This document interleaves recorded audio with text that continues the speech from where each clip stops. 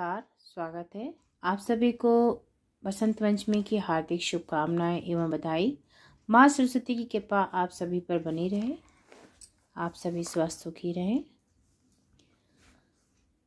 हिंदी शिक्षण योजना दिनांक कक्षा 7 विषय हिंदी और समय आपका 35 से 40 मिनट।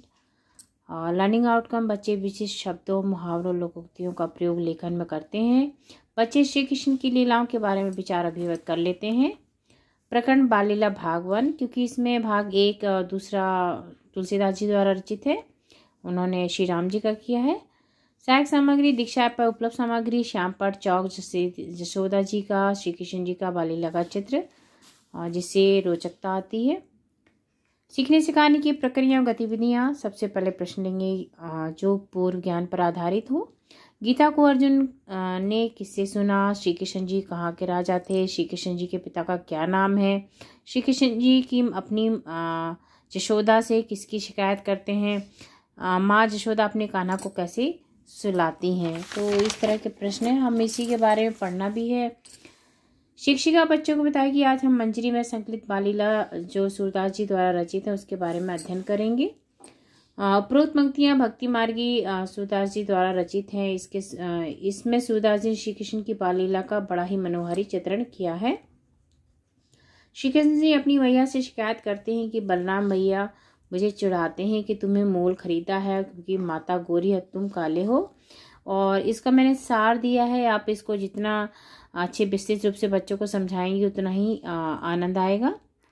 सभी लोग मेरा मजाक उड़ाते हैं, तुम हमेशा मुझे ही पीटती हो, बलराम भैया को कभी नहीं पीटती। श्री कृष्ण के मुख से इस तरह की बातें सुनकर कहती हैं कि मुझे गायों की सौगंध है, मैं ही तुम्हारी माता हूँ, तुम मेरे ही लाडले हो। इसके 2 भाग करिएगा, दूसरा भाग भी इसी में मैंने ऐड कर रखा है। यशोदा जी शाम को पालने में झुला रही हैं और पे पालना झुलाती हैं, उसको सुलाने की कोशिश कर रही हैं। कभी प्यार करके बाल कृष्ण को पुचकारती हैं और चाहे जो कुछ भी हो गुनगुना रही हैं। श्याम सुंदर कभी पलकें बंद कर देते हैं, कभी अदर फड़काने लगते हैं। माता यशोदा दूसरी गोपियों को चुप रहने के लिए संकेत करती हैं कि मेरा लल्ला सो रहा है, तुम लोग बातें न करो। यशोदा फिर मधुर स्वर में गाने लगते हैं। श्याम आकुल होकर जग जाते हैं। सूरदास जी कहते हैं कि जो सुख देवताओं को तथा मुनियों के लिए भी दुर्लभ है वह श्याम को बाल रूप में पाकर लालन पालन तथा प्यार करने का सुख श्री नंद जी की यानी माँ यशोदा को प्राप्त हो रहा है। ये बहुत ही बड़ी बात है। शिक्षण के उपरांत बच्चों को पढ़ने की अवस्थाओं को क्रम से बताइए।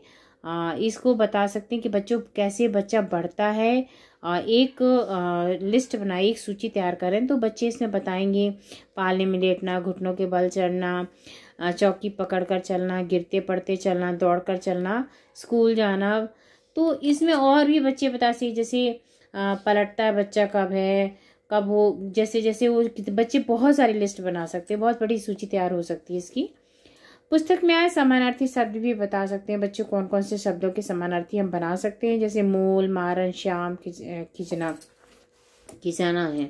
प्रदत्त गृह कार्य में पुस्तक में आए दिए गए चित्र को बनाकर लाइए। तो कहा कि बहुत प्यारा चित्र दिया है तो इसको बच्चे बनाएंगे, उनको आनंद आएगा। और आपको यदि पसंद आए तो लाइक सब्सक्राइब अवश्य करें, जुड़े रहिए।